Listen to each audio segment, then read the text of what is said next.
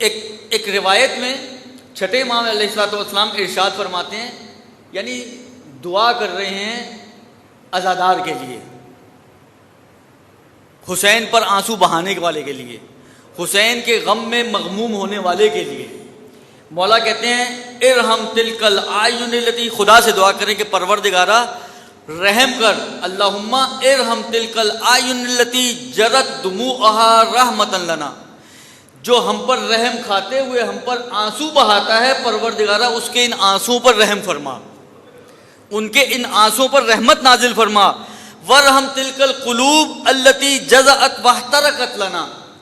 परवरदिगारा उन दिलों पर रहम कर कि जो गमनाक होते हैं और जो दिल फटते हैं हमारे लिए, हमारे गम में गमनाक होते हैं और हमारे लिए फटते हैं वो दिल। वरहम सुरखतिल्लती कानत लना, परवरदिगारा तो उन फरियादों पर, उन नाला पर, नाला कहते हैं चीख कर रोना, सुरखा कहते हैं चीख कर बुलंद आवाज में गिरिया करना, परवरदिगारा तो उन आवाज़ों पर रहम कर कि जो कानत लना, जो हमारे लिए बुलंद होती हैं, यानी हमारे मसाइब पर और हमारे गम में हमारे लिए जो आवाज़ें बुलंद होती हैं, परवरदिगारा तू उन आवाज़ों पर रहम कर। इन जुमलों से छठे इमाम क्या चाहते हैं, मकसद क्या है इमाम का? जो इस रिवायत का अंदाज है, ऐसा महसूस होता है कि रावी दाखिल हुआ है और इमाम ज़ाहिरन सजदे की हालत में, और ये जुमले इमाम फरमा रहे हैं, यानी बज़ाहिर ऐसा कि इमाम को पता भी नहीं है कि कोई बैठा उनकी बातों को या उनकी जुमलों को सुन रहा है, खुदा से राज़ो न्याज कर रहे हैं। हदफ और मकसद क्या है? मकसद यही है ना कि इंसान को शौक़ पैदा हो कि जब इंसान ये देखता है कि छठा इमाम,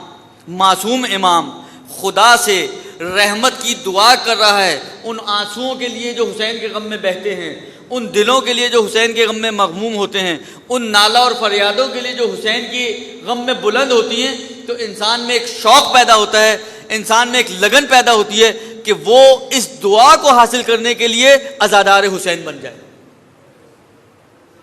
ये कौल के ज़रिए इमाम हुसैन, छठे इमाम मोटिवेट कर रहे हैं इंसान को। इसी तरीके से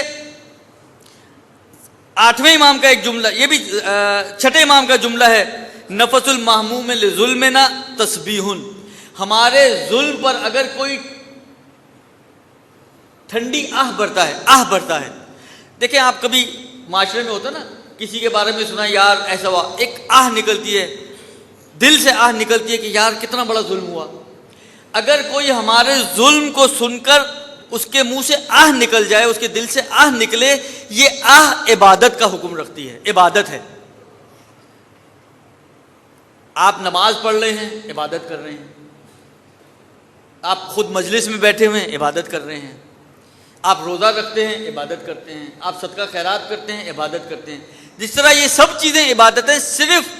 जुल्म अहले बैत के ऊपर एक आह भरना ये खुद एक इबादत है। फिर मेरे मौला फरमाते हैं वहम महूलना इबादत, तस्बीह है, वहम महूलना इबादतुन, और हमारे लिए गमगीन होना ये खुद इबादत है। ठंडी आह भरना तस्बीह का सवाब रखता है, मगमूम होना ये इबादत का सवाब रखती है। व कितमान सिरना जहादुन फी सबीलिल्लाह,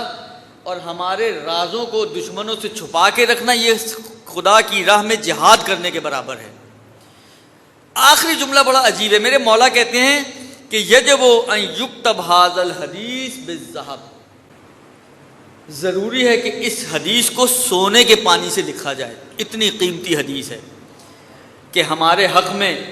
अगर कोई आह भरता है जुल्म का सुन के तो तस्बीह का सवाब, मगमूम होता है तो इबादत का सवाब, और हमारे राज को अगर छुपाता है दुश्मनों से तो ये खुद जिहाद फी सबीलिल्लाह का सवाब रखता है।